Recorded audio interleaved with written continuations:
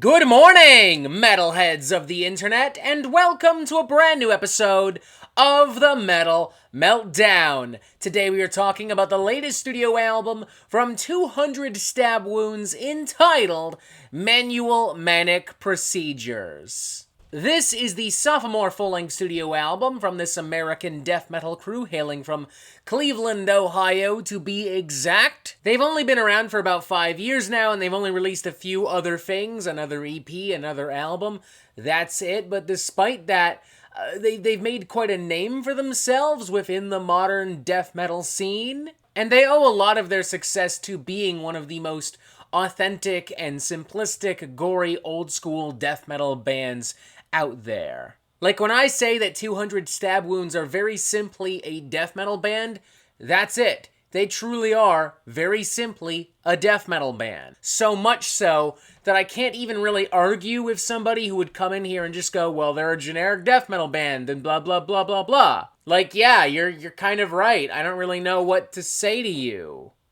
I don't even know why you're here, to be honest. But when it comes to classic old-school death metal, I don't think that being generic is necessarily a problem, so long as songwriting and production is on point, so long as there's a good amount of energy and momentum and enthusiasm. Making a great death metal album is a lot like making a pizza. It's great to have all these extra bells and whistles and fancy ingredients. Ooh, truffle. Ooh, bison meat. Ooh, foie gras. Brie cheese. That's funky, that's new, clever, different, I like that. Sexy. But you know, there's nothing wrong with just cheese and tomato sauce and basil and pepperoni, you know? Ain't nothing wrong with the classics. I love all that weird funky death metal shit, but I also love just jamming Cannibal Corpse now and then, you know what I mean?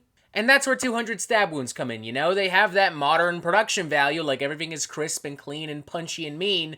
But, you know, musically, it is recapturing that really old-school death metal vibe and spirit. It's blunt and brutal and really gory and really in your face. There's some decent hooks and decent grooves. It's just varied enough to keep you invested. And to 200 Stab Wounds' credit, there's a few little itty-bitty things here and there that they do to spice things up. For instance, collaborating with Code Orange lead singer Jamie Morgan on Ride the Flatline, which is filled with pummeling, hard-hitting grooves and crunchy riffs and guitar tones and ballistic beatdowns. Jamie's very loud, consuming, hardcore shouts and barks do a great job at complementing some of the more nasally, sneering vocals and those deep, bellowing, guttural vocals as well. The song itself even appears to adopt a little bit of a mid-90s metallic hardcore kind of underbite to it, with a few ham-fisted riffs and chugs here and there, with some classic death metal guitar melodicism kind of layered on top.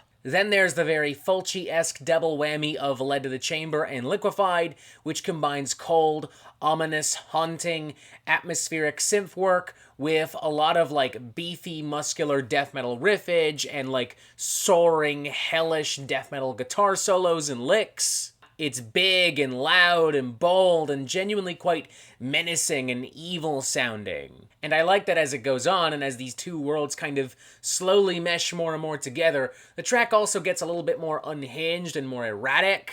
The final minute or so of this track especially is really noisy and crazy and kind of all over the place in the best way possible. It kind of sounds like the track itself is just giving up on life in its final minutes of existing, you know? Like it's just descending into madness and into hell. Even the opening cut, Hands of Eternity, takes some time to throw in some spooky acoustic guitar sections and church bells and these very slow, brooding, menacing, sinister guitar licks and grooves and churning sections. And that makes the eventual unleash of, like, death metal carnage and mayhem all the more satisfying and flavorful. And even when 200 Stab Wounds is at their most generic, I'm still enjoying myself because they're doing such a good job at writing these songs and performing these songs and producing and presenting them in a manner that is fun and exciting and feels just fresh enough. Release the Stench, for instance, has a decently varied selection of melodies and riffs and beats and grooves at hand.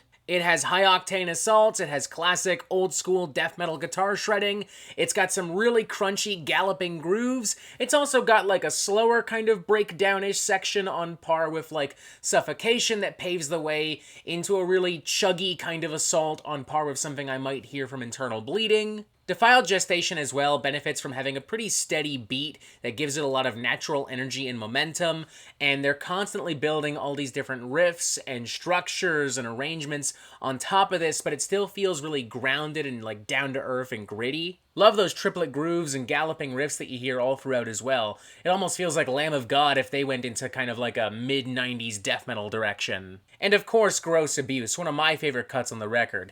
It's not even 2 minutes long, 1 minute and 50 seconds to be exact, but it's filled with so many slimy fucking bass licks and so many meaty fucking guitars. It's like a big, moldy bucket of beef stew. Love that it has such a brisk pace to it as well. Love that it doesn't waste any time whatsoever. I started this review feeling like maybe I'd give it a 3.5 out of 5, but now we're here at the end and I'm like, you know what?